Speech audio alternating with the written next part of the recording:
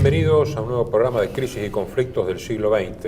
Y una vez más, Héctor, ¿dónde habíamos quedado? Bueno, simplemente un introito. En el último programa nosotros nos detuvimos a analizar la crisis económico-financiera de la década del 30, desde el crack del 29 hasta las consecuencias que eso trajo y las reacciones que hubo en las políticas económicas típicas, digamos así, del New Deal en Estados Unidos y de la economía nazi en Alemania.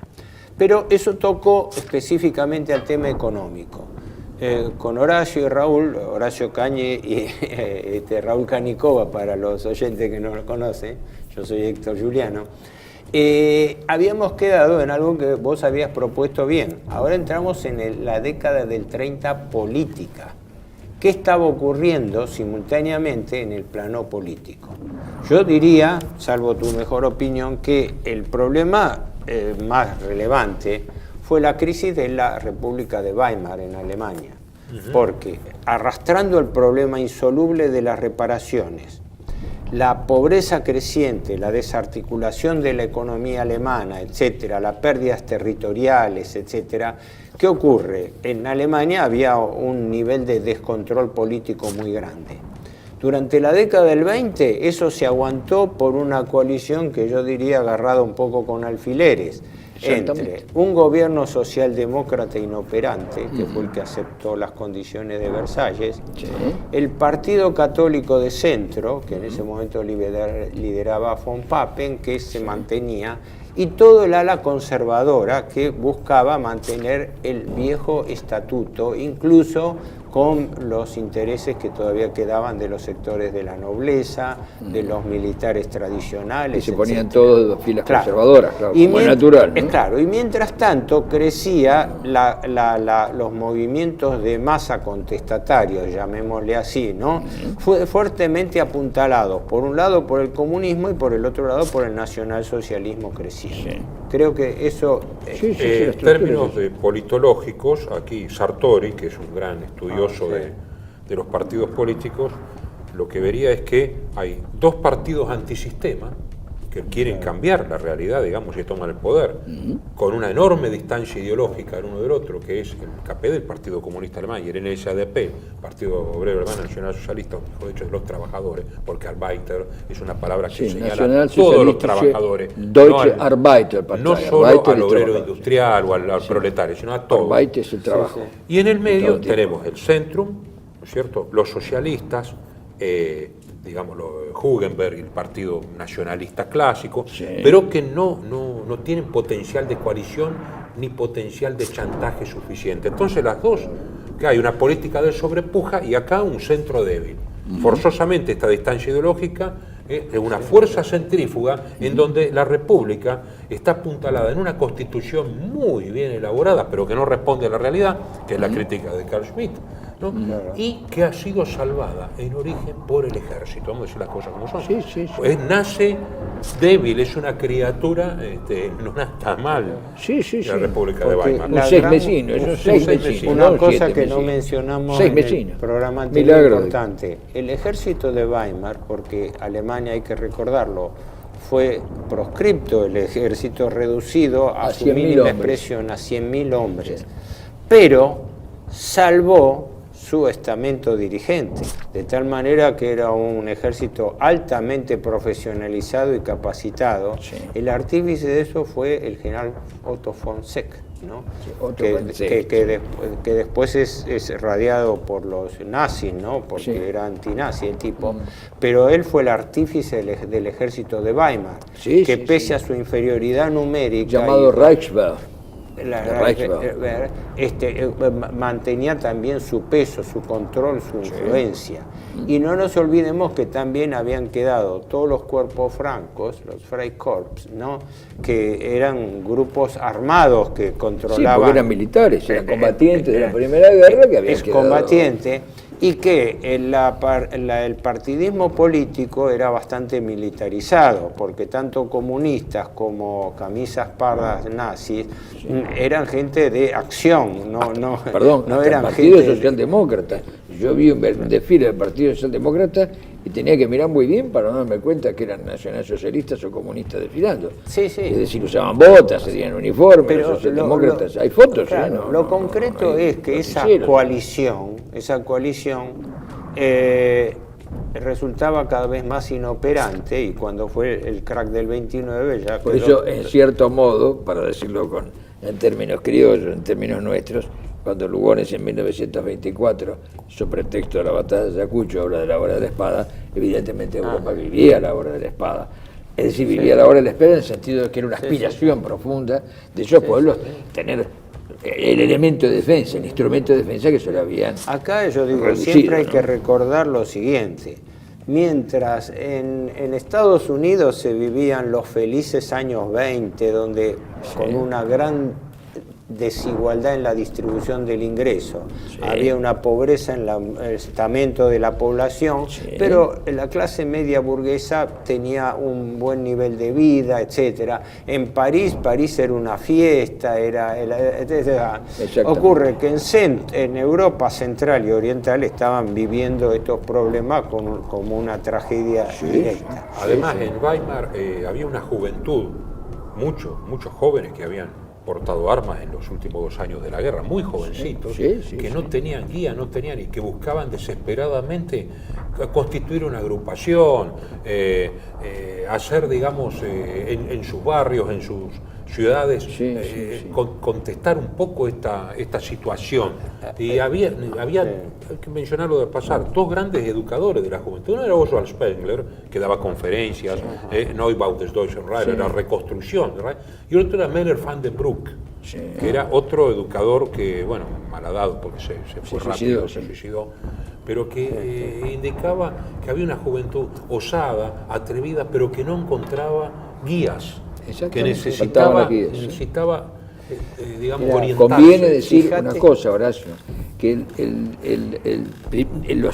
los hombres, la juventud que peleó en la Primera Guerra Mundial en Alemania, en este caso, es decir, y cuyo símbolo más grande sería la batalla de Langemark, donde los cadetes, caramba, tenía una inspiración que venía ya de la época del fin de la época bismarckiana, de oposición romántica a la industrialización de Alemania. Después, el nacionalsocialismo trata de sintetizar esto, de unir estas dos cosas.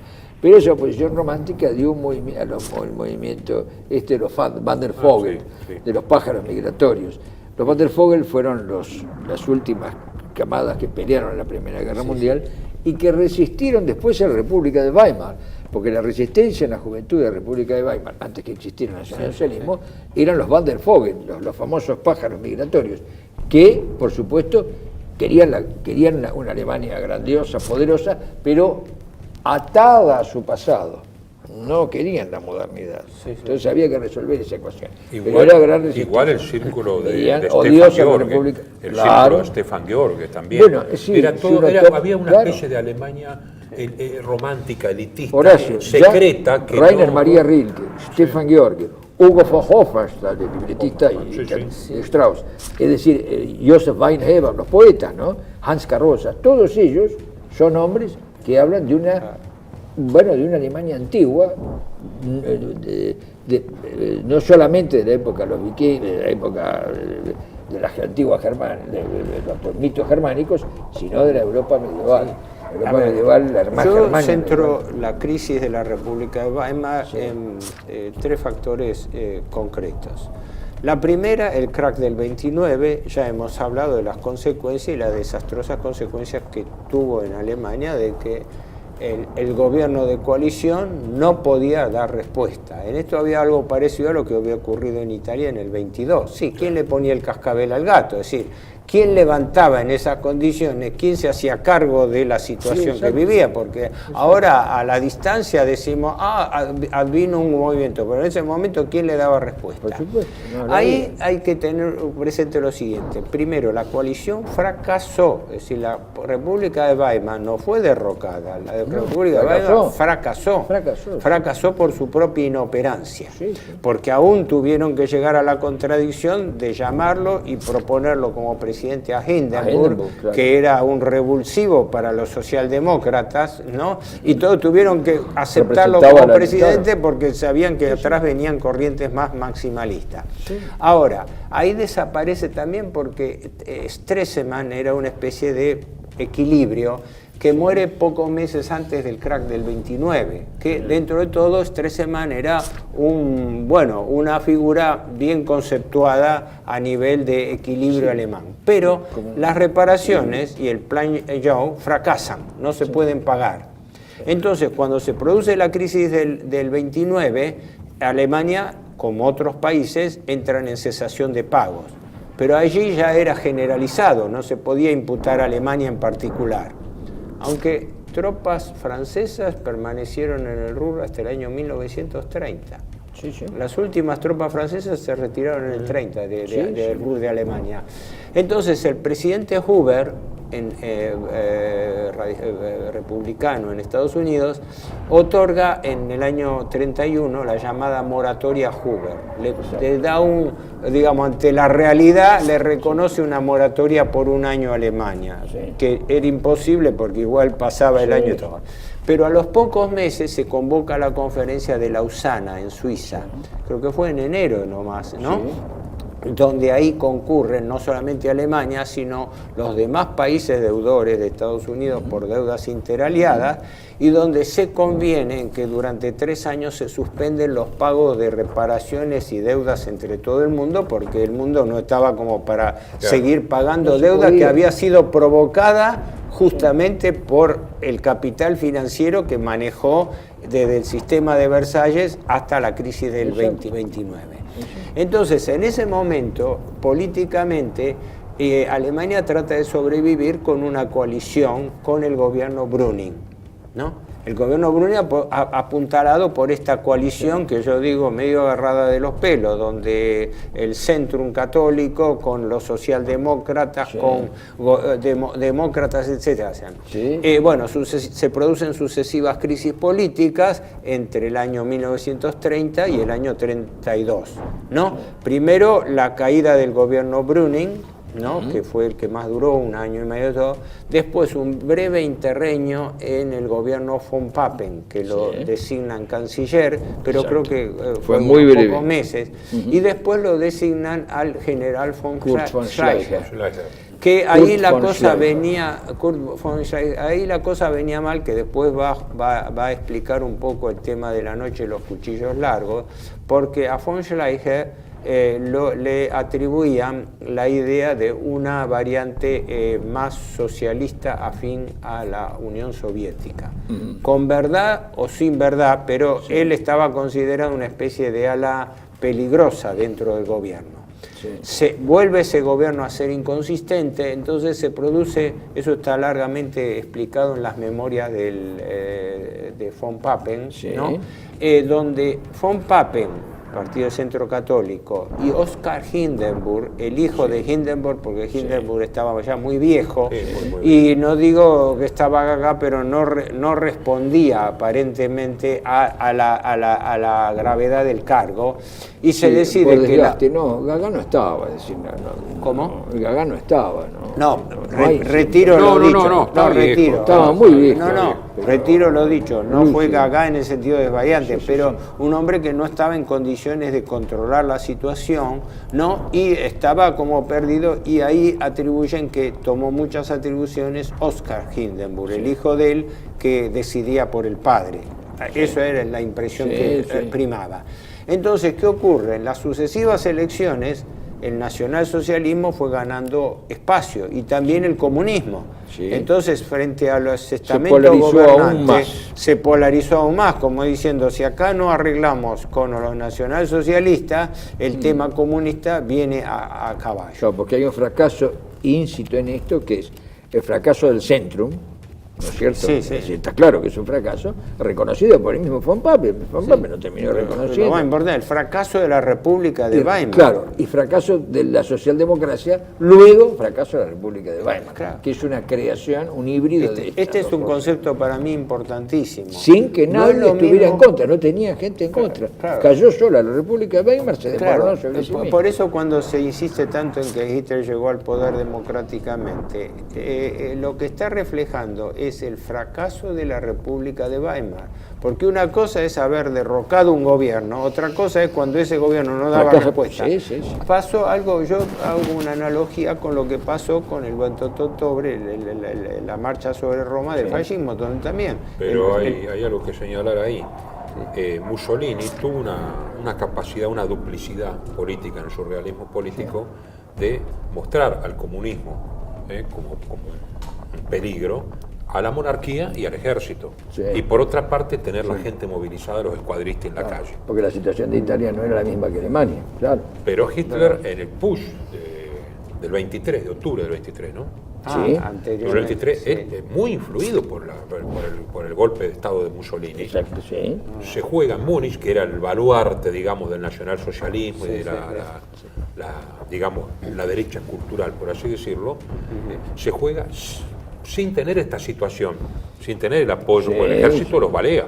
Sí, sí. Los balea ahí cuando hieren a Goering, Sí, y bueno, sí. fracasa. Sí, sí. Este va preso a Landsberg, y indudablemente que no es la misma situación de Italia, y además se da cuenta de que la única forma de llegar al poder es por elecciones, ya no por un golpe, porque el ejército justamente tenía muchos predicamentos y era el guardián de Hütter, del Verfassung, el guardián de la Constitución en última instancia, porque en Alemania la política marca el paso y los demás, las demás instituciones la siguen. Lo que pasa es que, como dice Schmitt, en un estado de excepción, el soberano es el que decide, y en Weimar no decidía nadie. Entonces el estado de excepción Claro, se diluía la legitimidad. Sí, sí, era legal, pero ya no era legítima. Sí, sí, sí. Y esa fue la explicación de por qué el avance en las sucesivas elecciones. Porque cuando se produce la reelección presidencial de Hindenburg, Hindenburg creo que saca el 50% de los votos y Hitler el 38%, si no me equivoco, una relación así. Porque la figura de Hindenburg era una figura patriótica y además... Patriarcal, patriótica claro, y además, incuestionable. Además, el nazismo no era todavía un movimiento de masas apabullante en Alemania porque venía manejándose a medida que la crisis se adelantaba. No, eso es importante señalarlo. ¿Por qué? Porque este primer bloque tiene por finalidad analizar cómo se produce el advenimiento del nazismo en Alemania. Después vamos a hablar del gobierno de Hitler. Pero esto es cómo y por qué llega Hitler al Cuando poder. Monseñor Kapp, que era el alma mater del Centrum, viaja a Roma en víspera de las elecciones de enero del 33 a verlo al Papa y dice, ¿qué hacemos? Y el Papa dice, hay que apoyar a Hitler.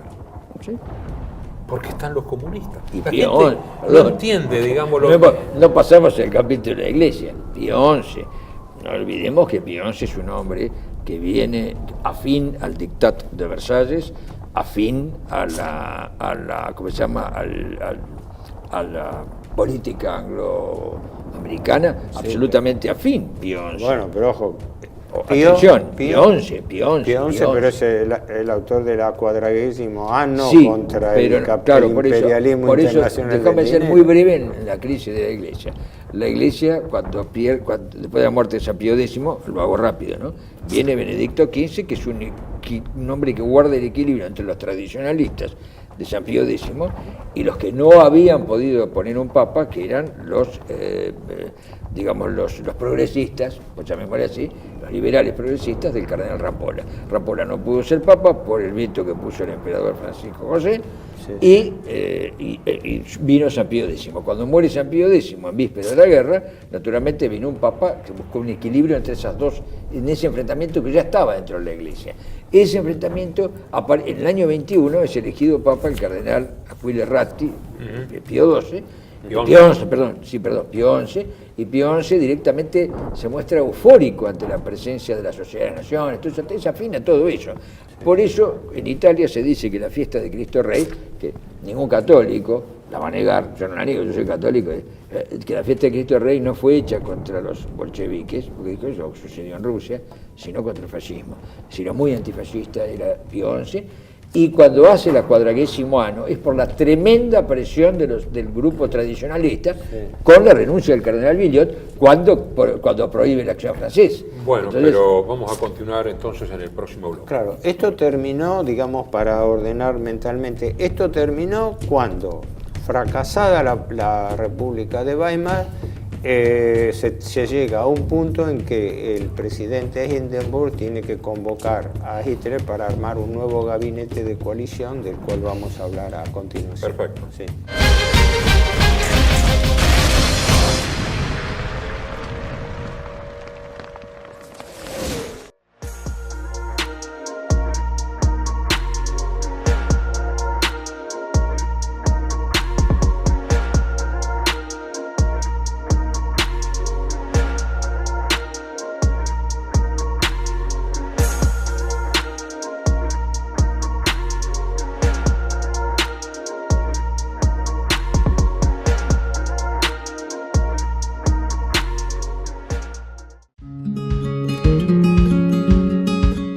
Residencia de Los Ángeles es un hogar para adultos mayores habilitado en la ciudad de Buenos Aires, cuyo objetivo es la atención y cuidado de pacientes de la tercera edad.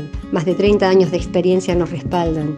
Trabajamos con dedicación para cuidar a nuestros abuelos y así ofrecerles la felicidad y comodidad que ellos merecen. Estamos en el barrio Villarreal, pasaje Francisco Bauzá 2372, casi esquina Tinogasta. Comuníquese con María al 11 61 70 45 38. Los esperamos.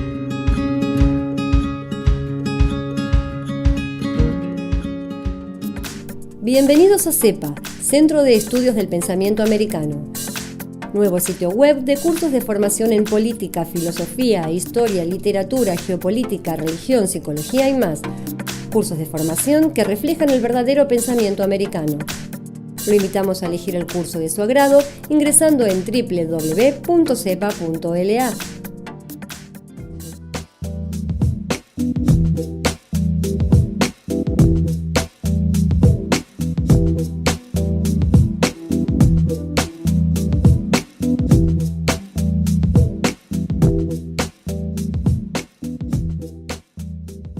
Decir siempre la verdad primero tiene un precio.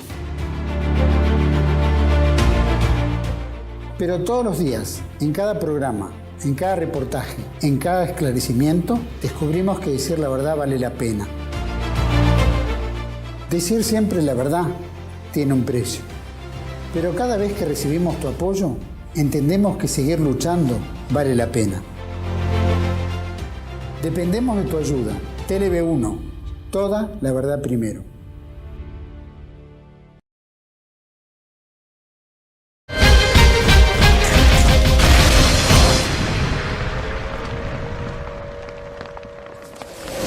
Bueno, continuamos entonces con la República de Weimar, el advenimiento del llamado Tercer Reich, es decir, a partir del 30 de enero de 1933, cuando gana Hitler las elecciones. Ahora, pero esto supone que hay es convocado a conformar gabinete. A conformar gabinete, bueno, digamos, pero además con el carisma y la personalidad de él, por eso podemos decir de que empieza 12 años del Reich hitleriano, como se lo llama. Pero aquí hay que ver el por qué se llega a esta situación.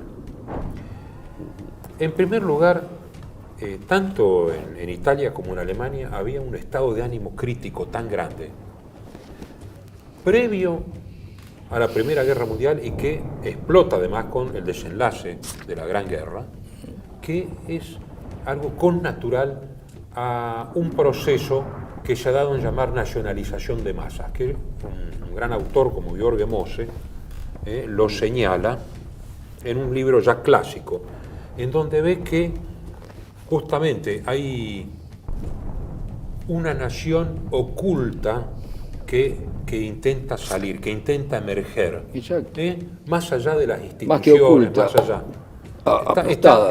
Claro, retenida, digamos, hay como una retenida, como una pseudomorfosis. Sí.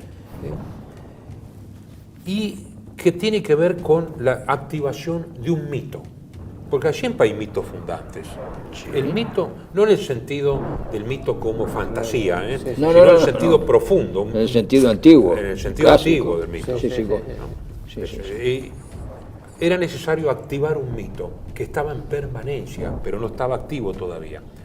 Este mito, según Georg Moser, en el caso de Alemania, había surgido con el discurso de la nación alemana de Fichte, la Freierkrieg, o sea, la guerra de independencia frente a Napoleón, que es en realidad frente a la Revolución Francesa. Exactamente. Y la vuelta a la defensa de elementos tradicionales, raigales, que ante el fracaso de esta modernidad cada vez mayor, se acentuaba como una especie de recuperación de paraíso perdido. Sí. Es decir, un deseo que tienen siempre los pueblos de armonía, unidad y belleza. Esto Moser recupera la idea del mito en Huizinga, en su gran obra El otoño de la Edad Media, donde Huizinga señala que cuando un mito está en permanencia y es activado, en este caso es un mito victorioso, la derrota de Napoleón después en Leipzig, pero también, como dice el conde de Kaiserling, puede haber una activación por una Erlebnis, una vivencia más grande que una victoria, puede ser una gran derrota, puede ser una vivencia incluso muy profunda, porque ¿qué surge? Una desesperación. En la desesperación surge la búsqueda de esa unidad en plasmación. Hay que hacer la realidad a través de la acentuación y la consolidación de símbolos, de un lenguaje de símbolos que se da plasma en un movimiento de imágenes, en una liturgia de la sociedad de masas. La liturgia necesita un chamán colectivo, que es el que encarna, es un catalizador. Pues si no, parece que aparecen personas en la historia, un Napoleón, un Hitler, así un Lenin. como si aparecieran No, son productos, digamos, de la activación de un montón, digamos, de causales multidialécticos y a multiniveles. Permitime, si no, aparece cualquiera y hace lo que quiera. Claro, permitime esto. Hay toda una teoría muy larga al respecto de la influencia de los grandes hombres en la historia. Cuando, por las circunstancias, se necesita un líder, un director, un conductor que plasme, que haga realidad ese movimiento subyacente, porque ese movimiento subyacente puede existir, pero no encuentra a alguien que lo lidere. Naturalmente, un movimiento claro, que sí, naturalmente. o sea, en efecto, cuando se produce eso es cuando se juntan las dos cosas. El poder carismático de Weber, ¿no? Es una de las formas del poder. Sí. Y esto es tan antiguo como la humanidad. Yo sostengo inclusive la hipótesis siguiente, ¿no? Todos los pueblos de la Tierra, desde que el mundo registra memoria histórica, son todos monárquicos. No hay uno solo que no lo sea. Aún los más desquiciados lo son, en el sentido de que miran hacia arriba y toman el ejemplo de aquel que los guía. Si aquel que los guía es un horror, bueno, saldrá un horror. Si aquel que los guía es un santo, el pueblo será más virtuoso. Ahora, este fenómeno coincide con este mito que está diciendo, creo yo, con lo que está diciendo Horacio. Sí, además, sin abrir juicio, porque en lo negativo y en lo positivo, lo único que es innegable es la conducción y el mito. Sí, todo tiene sus aspectos negativos. Los reyes taumaturgos en la Edad Media. Es decir, todo esto que tiene un revival en el siglo XIX. Quiero leer algo que dice: hay un nuevo pensamiento cuando, digamos, la geografía, la cultura, la política son conmovidos, como fue por la Gran Guerra, que fue la partera de todo esto, es decir, el shock emocional que significó en la cultura europea. Es muy parecido a lo que Huizinga consideran la peste negra.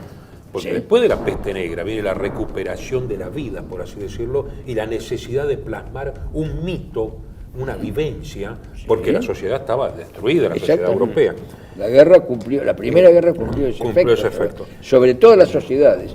Y esto, sin abrir juicio, textual voy a leer: Benito Mussolini y Adolfo Hitler fueron hombres de un nuevo pensamiento. Ellos cambiaron... la cita es de... Ahora después lo decimos.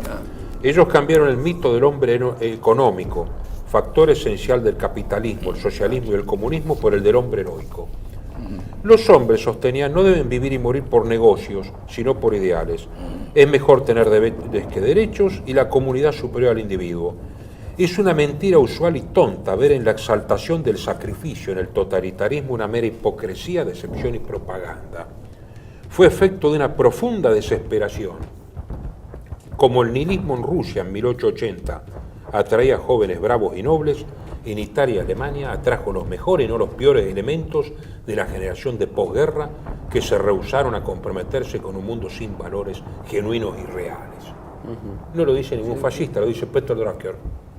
Peter Drucker. En The End of Economic Man, ¿no? El fin de, ¿no? Cuando dice, por supuesto, no está con el fascismo, dice, pero hay que entender esto.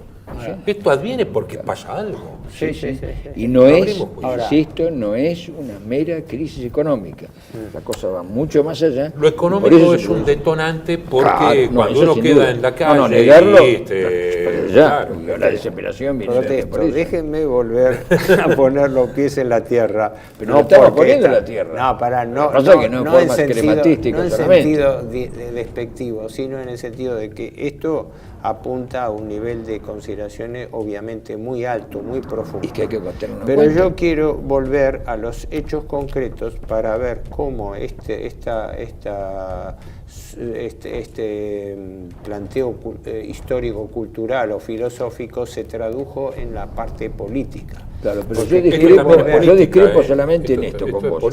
Es decir, esto que acabamos de comentar es un hecho tan concreto como una deuda externa. Es una realidad. Un hecho tan concreto, solo que una realidad como lo otro. Lo que pasa es que es más difícil de percibir, pero existe. No, lo que quiero decir es que estamos hablando en niveles distintos. Esto corresponde a un nivel del proceso político-cultural muy superior. Y pero parte de la realidad, no es abstracción. Parte de la realidad, yo no dije de tal cosa, pero quiero... No es una teoría sociológica. Pero quiero bajar a lo siguiente, porque para empalmar los hechos con esta explicación. Dijimos que fracasada la República de Weimar, Hindenburg, presidente viejo, convoca a Hitler a formar gabinete. Ese gabinete primario de Hitler era un gabinete donde Hitler estaba en minoría, solamente 3 ministros eran. Era un gabinete de coalición. Era nazi. Un gabinete de coalición. Porque siempre existió ese argumento y también esa excusa, ¿no?, de que pensaban tener controlado al nacionalsocialismo porque Hitler tenía un papel controlado en el gabinete.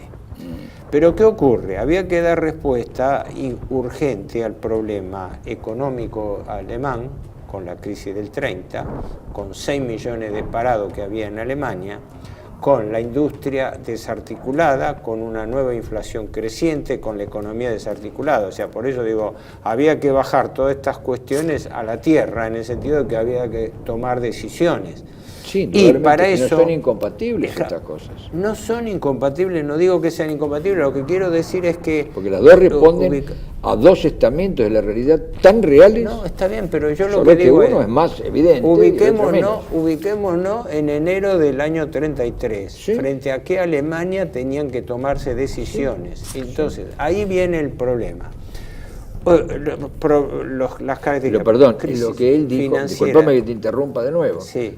Lo que él dice, vos fíjate que esto es en Alemania, pero también se dio en Italia y pero con si vamos a verlo, y parcialmente en Francia. Por eso quiere decir que es un fenómeno que está por encima de las meras circunstancias. Es otra categoría, de acuerdo. Pero no nos entendemos en esto. Es otra categoría de análisis. Es una categoría de análisis profundamente filosófico-política que es real, no la niego. Pero a mí lo que me importa es la realidad. Claro, pero y la realidad es esto y es esto otro que vos decís. Pero por eso, la realidad cuando la bajamos al terreno era la toma de decisiones. La toma de decisiones concretamente moría en quién sacaba a Alemania de la crisis. Porque en ese momento, ¿quién le ponía el cascabel al gato? Lo mismo que había pasado. Pero había pasado en Italia, que no había perdido la guerra. Y el problema es que Italia cuando llega empieza a tomar una serie de medidas más allá de lo económico que llevan a configurar un perfil distinto, perdóname, un perfil distinto que no se podía reducir solamente a un problema económico y la crisis. Lo que pasa es que el tema de la deuda no me es tan refiero monstruoso solamente que bueno, que primero hablé demás. de tres planos, el plano político, económico y cultural. Sí, claro. Porque lo cultural, como ustedes lo señalaban, no era solamente parte de la subyacente, realidad. sino determinante. Sí, Cómo cambió determinante, la mentalidad cultural, la conciencia político-cultural del pueblo alemán. Perdón, lo estamos viviendo hoy lo Por vive eso, el mundo. no estamos hablando Ante la de cosas crisis diferentes, económica sino viene que un derrumbe estamos espiritual y moral tratando, incomparable. yo Entonces, digo, no para mí. estamos diciendo cosas diferentes, sino estamos tratando de coordinar los enfoques. Sí. Entonces yo digo lo siguiente, primero, aspecto político. No había forma de controlar una coalición. En consecuencia, lo primero que se pide, que ya la había tenido Brüning en el año 1930, es la ley de plenos poderes, para que se gobierne Alemania por decreto ley, ¿no? Cosa importante. Acá en la Argentina estamos con eso viciados, porque acá se echa recurso fácil al decreto de necesidad y urgencia, pero en Alemania y en otros países se lo tomaba en serio, es decir, dar plenos poderes significaba dar cosas, que por eso, viste, cuando asume, pide al pueblo alemán en un famoso discurso que le dé 4 años, que fue el primer plan cuadrienal. Exactamente. ¿No? Pero ahí no es como en la Argentina, ahí los planes se cumplían en serio, porque a los meses de asumido el poder, ya la ocupación alemana empezó a bajar vertiginosamente. En el año 1935, Alemania, de 6 millones de desocupados, había bajado a 600.000, a tener un plan de... ¿Por qué? Porque alguien, y de una manera, se puso en marcha la economía alemana bajo estabilidad política.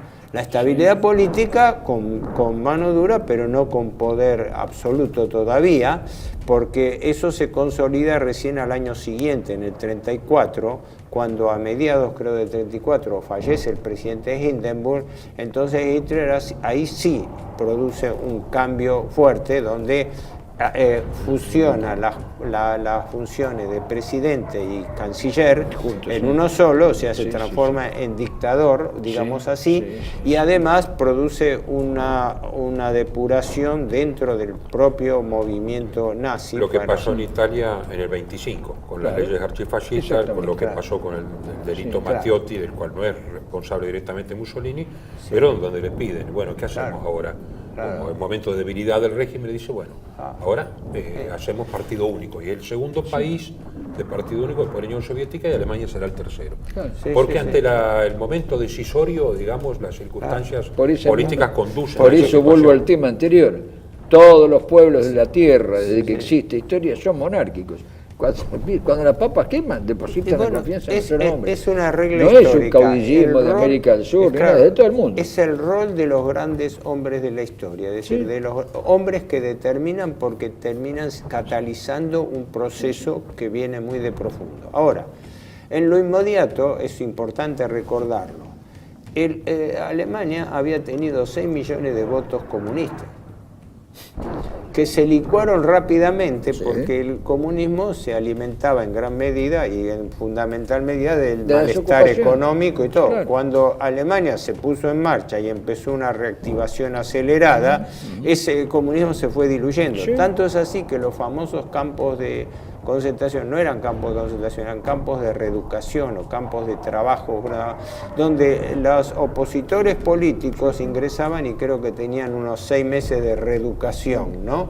Política y laboral. Pero la cuestión es que gran parte de la masa de adherentes al nazismo fue producto de esa reconversión, ¿no? Fue producto de la puesta en marcha de la industria que fundamentalmente trajo trabajo en todos los sectores. Sí, es verdad. Y eso. motorizado. Acordate que ¿cómo se llama? Que Ernst Thälmann, que estaba preso en un campo de concentración, no me acuerdo en cuál, lo invitaba a Göring a comer cada una vez por mes, iba a comer a la casa de Göring, al presidente del Partido Comunista, estoy hablando del presidente del Partido Comunista alemán, no la línea luxemburguesa, no los utópicos. Muchos comunistas se hicieron nacionalsocialistas. Sí, muchos sí. Es que estaba todo el ala izquierda que después la defenestran con los hermanos los Strasser. nacional-bolcheviques rusos con el ala más izquierda de nacionalsocialismo, hermanos donde había Strasser. algunos intelectuales como Nikis, amigo de Juncker, es decir, todavía seguía una efervescencia muy grande. Lo que pasa es que después la situación es internacional, que es la que va a comprimir y que va a provocar una agudización, digamos, de la nacionalización de la masa. Es importante porque como son procesos recurrentes, en la medida en que Alemania levantaba cabeza, empezaban a resurgir los fantasmas de la Primera Guerra Mundial, que cuando hablamos de los prolegómenos, porque hay un concepto importantísimo. Von Bertalanffy, creo en 1915, fue un filósofo y lógico austríaco que escribió la teoría de los sistemas. Y una vez leí una cosa interesante, dice, hubo un hombre que trasladó la teoría de los sistemas a la praxis política, fue Adolfo Hitler, porque él fue fundamentalmente el que creó el concepto del sistema de Versalles como sistema de ataque. Y esta fue la lógica de su gobierno y la lógica de su llegada al poder. Visto que, como hoy ocurre con la deuda externa, visto que el encadenamiento de Versalles y las reparaciones no iban a permitir nunca el levantamiento de Alemania, toda la propaganda y todo el planteo era destruir el sistema de Versalles, porque Versalles no era solamente un tratado, un compromiso, era un sistema que relegaba el crecimiento de Alemania, de cuyas cadenas tenía que liberarse en materia económica, política y militar. El realismo político implica también fijar el enemigo. Claro. Por eso dice Schmitt, y esto la ni amigo-enemigo, digamos, el hostis, ¿no? En realidad es fijarlo conceptualmente, incluso de la manera más breve y más... La el famoso dictat de Versalles, entonces, claro, aglutina a todo... Eso está en Carl Schmitt, claro, y está muy claramente un estado, digamos, de ánimo. Fue la dialéctica nazi. Versalles tiene algo que más importante todavía que el tema económico, es la humillación sentida por la población en general. Si no se hubieran metido tanto con los subsidios, con el tema de las pensiones y eso, hubiera sido más soportable psicológicamente a nivel de la población. El estallido anímico, la desesperación. Sí, la desesperación. Porque es por todos lados. Porque en lo material económico, los ejes de la recuperación económica alemana, no por nada Hitler llama a Schacht, que era un hombre del riñón de las finanzas, que era el que había parado la hiperinflación del 23 con la ayuda del Plan Doves, no estaba hablando, además un hombre ligado a la banca internacional, amigo hasta personal del director del presidente del Banco de Inglaterra, Montagu Norman, masón, etcétera, o sea, no era un gobierno que controlase todos los hilos del poder en ese momento, pero que facilitó, porque había una conciencia nacional también en el empresariado, que esa es la clave. El empresariado y hasta las finanzas alemanas estaban perfectamente conscientes del interés nacional de una Alemania recuperada. Era un empresariado eminentemente nacional, de eso no hay ninguna porque duda. El gran fenómeno diferencial, una vez me lo explicaban bien esto, el gran fenómeno diferencial fue que el fascismo fue, aunque en la última época, más estatizante, pero el nacionalsocialismo, la Alemania nazi, el fuerte era la actividad privada, la industria militar era fundamentalmente privada, como también en Estados Unidos, no era estatizada como en la Unión Soviética. No, por eso mi maestro Elio Yaguaribe, que venía de la izquierda, lo llaman capitalismo ordenado por el Estado y por las directivas. Claro. Tenemos que... Solamente un cierre, permitime después el tuyo, es el siguiente. Los ejes de la política económica de reactivación estuvieron dados fundamentalmente por esto. Primero, reactivación por obras públicas, las autobahn, las autopistas, todo. Todas las industrias ligadas, todas las industrias de iniciativa que empezaban a revolucionar la ciencia y la tecnología de la época. Sí. Por ejemplo, el Buna, el caucho sintético. Sí, Los sí, alemanes sí. empezaron a avanzar en productos químicos que en Occidente no estaban siendo desarrollados a la par, lo cual empezaba a recrear el ambiente de hostilidad de la Primera Gran Guerra. Después, el rearme, es decir, el planteo de que Alemania no podía estar desarmada en un país armado hasta los dientes, y la política agrícola, que significaba también una distribución racional de la población. Por eso se estimulaba mucho la vida campestre, los valores campesinos, la vida, el medio ambiente y todo, que eran parte de la propaganda. Y con eso la reivindicación cultural que ustedes citaban al comienzo, donde se hacía volver a sentir conciencia nacional y cultural al pueblo alemán sobre bases fuertemente étnicas, raciales, ¿no? Bueno, cerramos este bloque.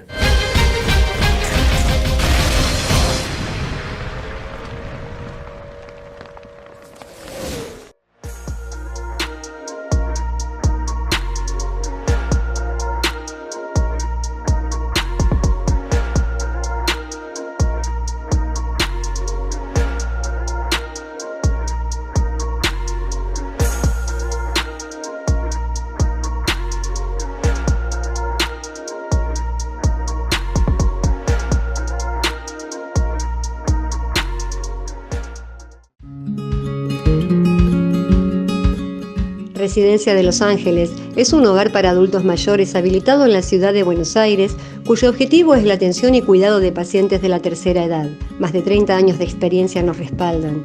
Trabajamos con dedicación para cuidar a nuestros abuelos y así ofrecerles la felicidad y comodidad que ellos merecen. Estamos en el barrio Villarreal, pasaje Francisco Bauzá 2372, casi esquina Tinogasta. Comuníquese con María al 11 61 70 45 38. Los esperamos.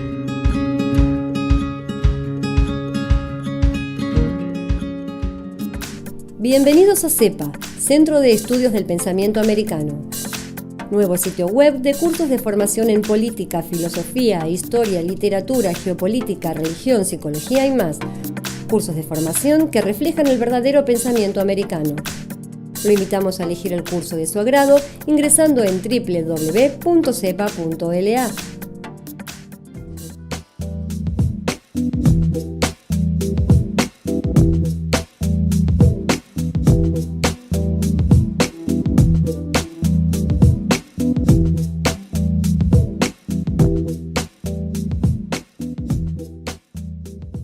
Decir siempre la verdad primero tiene un precio.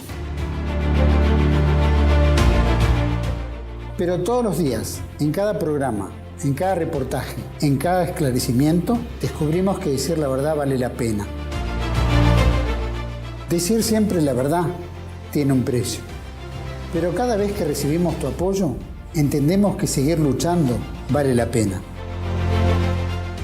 Dependemos de tu ayuda. TLB1. Toda la verdad primero.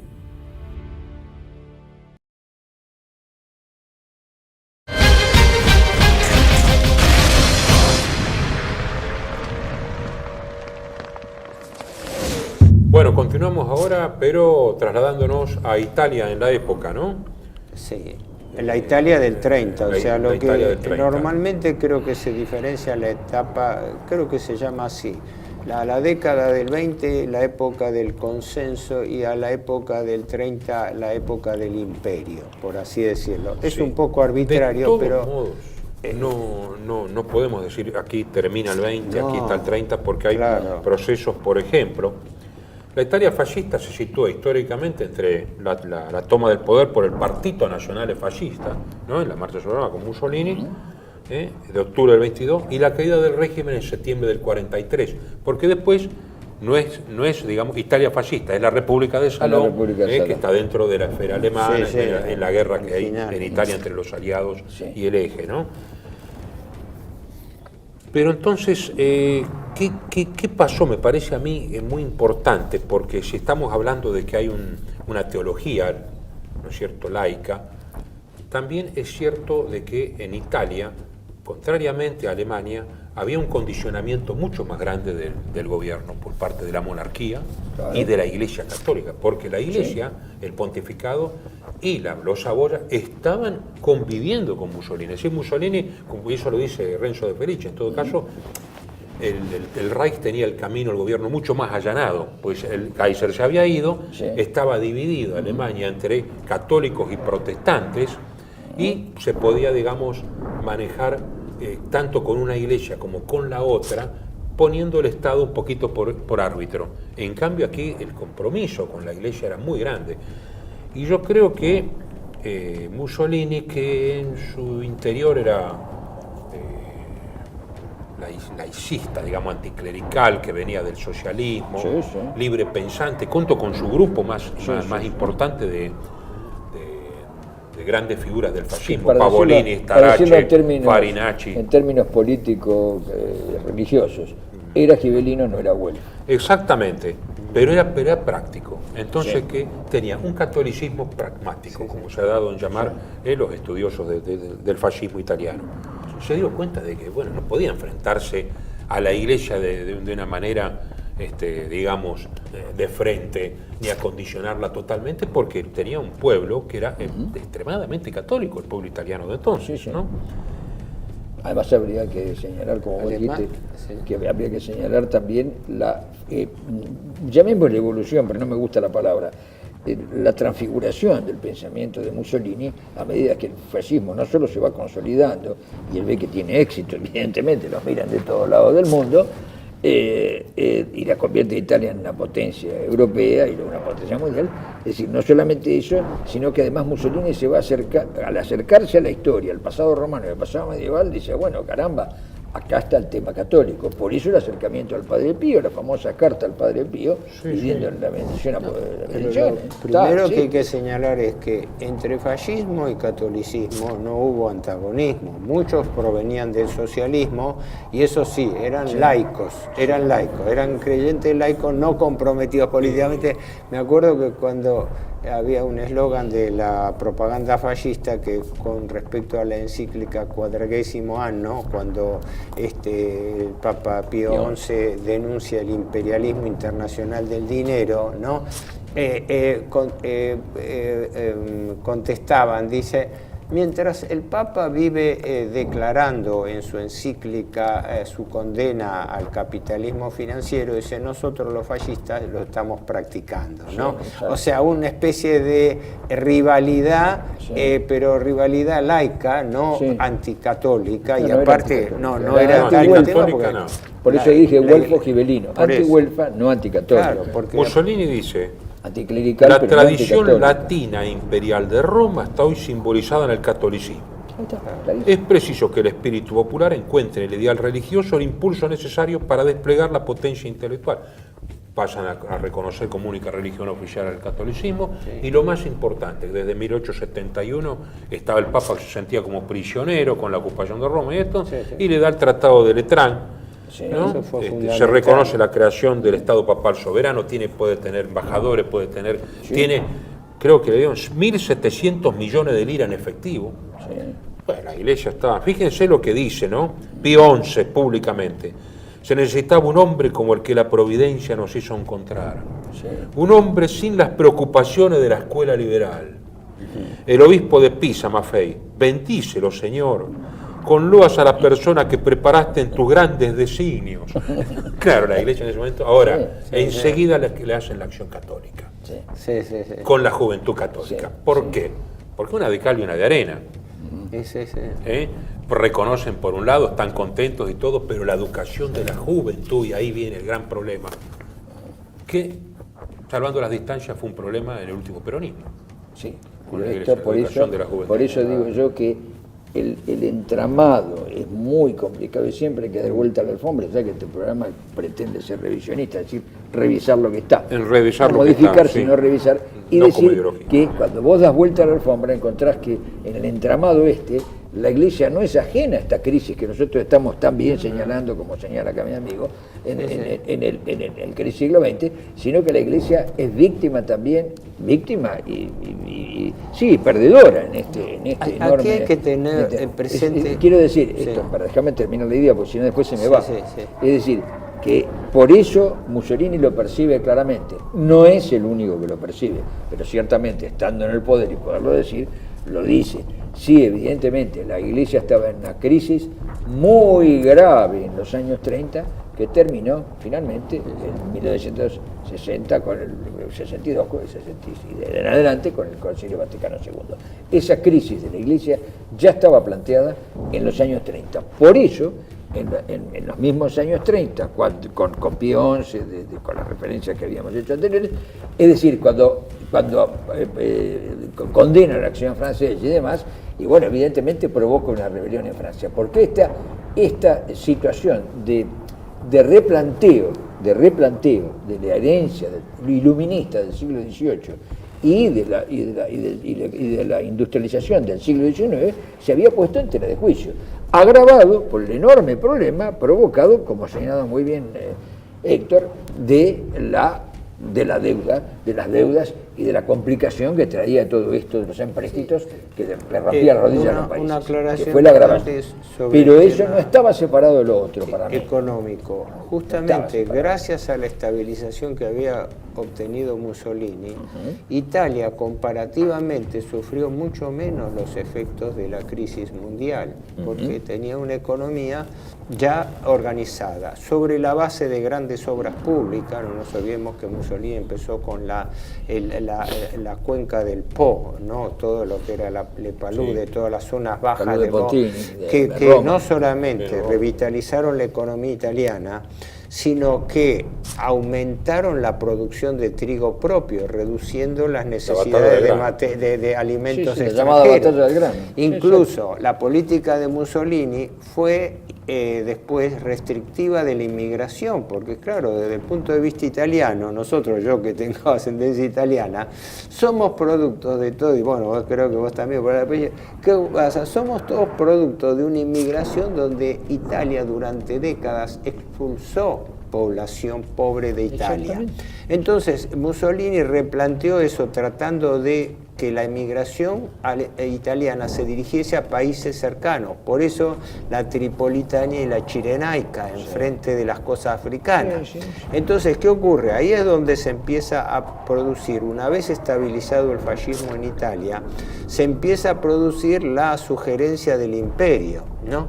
Porque hay que tener presente una realidad. En la década del 30, Benito Mussolini, guste o no guste, era el principal árbitro de la política europea. Porque era un hombre que mantenía contactos con todo el mundo, con Oriente o con Occidente. Sus relaciones con las potencias occidentales era cordial, incluso con Inglaterra, etc. Y en Alemania había habido el problema primero con Austria por la caída de Dollfuss, pero después se produce el acercamiento con Hitler. Así que dentro de ese esquema, la política italiana ya empezaba a tomar un ámbito internacional pan-mediterráneo, porque ocurre que Mussolini empieza a poner los ojos en África, después va a venir la crisis de Abisinia en el año 35, cuando ya Italia quiere restituir parte de lo que le fue quitado en la Primera Guerra Mundial, es decir, el ámbito colonial. Porque no nos olvidemos que Inglaterra y Francia seguían teniendo colonias que le proveían barato materia prima. Exacto. Por eso podían darse el lujo de intentar mantener un statu quo que era intolerable para los otros países. Claro, es decir, para el resto de los países era intolerable. Claro, la clave era romper o no el sistema de dominación, fundamentalmente en ese momento ligado a las potencias occidentales. Y de allí el surgimiento y la autonomía que se buscaba. El concepto de fascismo de autarquía económica tiene una frase célebre de Mussolini, ¿no? Cuando dice, la autarquía económica es la base de la independencia política, ¿no? Es decir, no había ninguna duda de que el pensamiento geopolítico italiano, como también alemán, tendían a la autarquía, es decir, a que el país tenía que producir los principales elementos de supervivencia, Sí, es lo que empezando acá, por el grano. acá, para volver a la cosa criolla, es decir, soberanía política, independencia económica y Exacto. justicia social, que son tres patas, es una mesa de tres patas, donde si le sacas alguna... Pero una cosa son tres cosas notabilísima que me condicionales. hacían notar gente, ustedes no sé si lo conocieron al doctor Gaio Gradenigo, que escribió claro. Mussolini, 50 años de historia de Italia, que él lo vivió allí también. Él hablaba, por ejemplo, toda la legislación laboral moderna se basa en la Carta del Laboro y el adelanto social que se produjo en la tredicesima, el aguinaldo, fue uno de los aportes fascistas. Por eso los liberales atacan al peronismo por su fascismo laboral, laboral, ¿no? claro. Sí, claro. O sea, Por eso hay que volver a repetir y recordar y- siempre que la y palabra que- fascismo es un arma arrojadiza hoy y que y significa que otras las cosas. leyes, y señalaba Gradenigo y lo señala en su libro, que la influencia de las leyes laborales progresistas en Italia influyó incluso en el New Deal de los Estados Unidos. Exactamente. Porque Roosevelt tomó parte de la legislación laboral, que en ese momento era la más adelantada de la época, Exacto. en cuanto a reconocimiento de derechos laborales que en otros lugares directamente se ignoraban. Claro, claro. Y después el otro aspecto del fascismo fue que aceleró un armamentismo que yo creo que fue asimétrico. Porque, por ejemplo, se invirtió mucho en la llamada supermarina y después se comprobó que el desarrollo industrial naval italiano, que era muy bueno, Sí. no se correspondía con la calidad del almirantazgo en algunos aspectos. Bueno, eso porque con la cúpula, digamos, pero las naves eran excelentes, claro. además para el Mediterráneo, pasó el Mediterráneo. Es Hay claro. algo muy importante que es la reforma educativa del 23 de Giovanni Gentile, justamente, Eso. que tiene influencia hasta el día de hoy.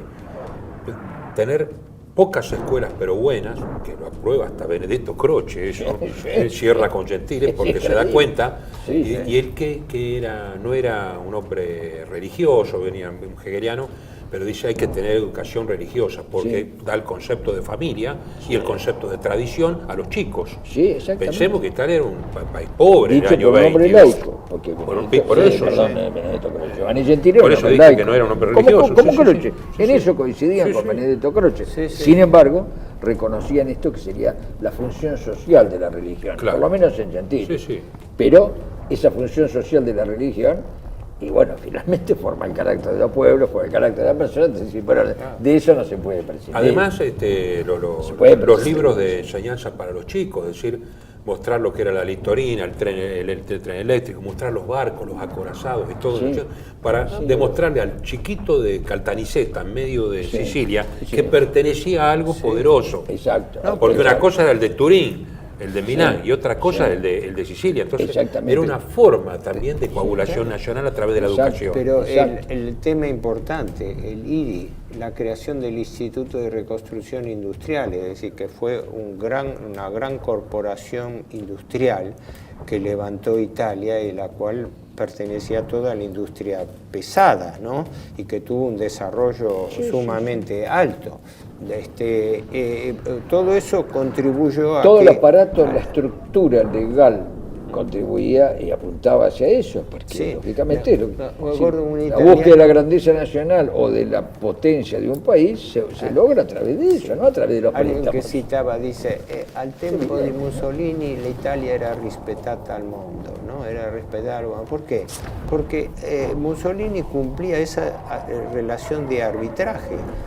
Por eso no era fuertemente criticado, salvo por los sectores desplazados que venían del socialismo. Por y del supuesto, estamos hablando de comunismo. totalitarismo, digamos, el disenso. Ah, no, Sí. no. Porque si desde no ya. parece que fuera todo elogio. No, no, es decir, no, desde no obstante, un Antonio Gramsci, digamos que lo mandan al confino, ahí a las Lipari. Sí. Bueno, hoy en día es un lugar de turismo, en ese momento era Sí. una cárcel, pero digo, Sí. Sí. lo que siempre ocurre, hay un costo Sí, Hay un sí. costo en todo esto. No, esto no era que la gente volaba en la felicidad, digamos así. Hay un costo desde porque ya. además toda Europa vivía un estado de excepción. Claro. Y esto no es justificativo de nada, pero Sí. Bueno, cuando era necesario intervenir con la fuerza pública Sí. en United Kingdom o en Estados Unidos también se sí. intervenía, es decir, Esto- los rompehuelgas, es decir, Sí, sí, hay que el ver Estado, hay que ver había una las defensa del filmaciones. Estado en todas partes, La huelga fue de una forma u prohibida. otra. La huelga fue prohibida, Sí, no, por pero, ejemplo. claro, pero fíjate claro. ¿cómo se llama? La represión de las huelgas en los Estados Unidos. No. En los años 30. Desde ya. Son terribles, ¿no? O Son los terribles. problemas de la Pero una cosa. la Tercera República en Francia, ¿no? Pero Vos lo que decías claro, del totalitarismo, claro. hay tantas cosas para hablar que darían para un programa específico sobre el tema italiano, ¿no? Pero uno importante y muy... Bueno, muy, podemos hacerlo al final, ¿no? ¿Por qué no? detalle, un detalle no menor, la lucha contra la mafia. Cuando él levanta al prefecto Mori, Cesare Mori, ¿no?